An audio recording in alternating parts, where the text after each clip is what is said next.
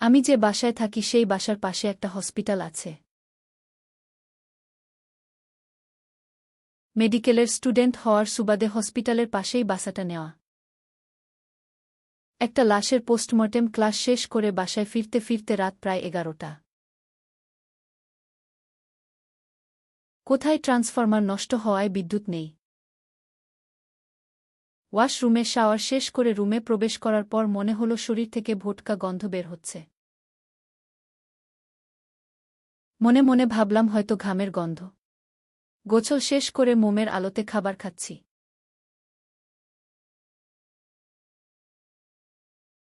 পানি পান করার সময় স্বাদ ভিন্ন রকমের মনে হলেও পাত্তা দেই নাই। হঠাৎ একটি গায়েবী আওয়াজ ভেসে এলো, খুকিরে রক্ত দিয়ে গোছল করলি আবার রক্ত পান করছিস, রক্ত আর পানির স্বাদ কি ভুলে গেলি?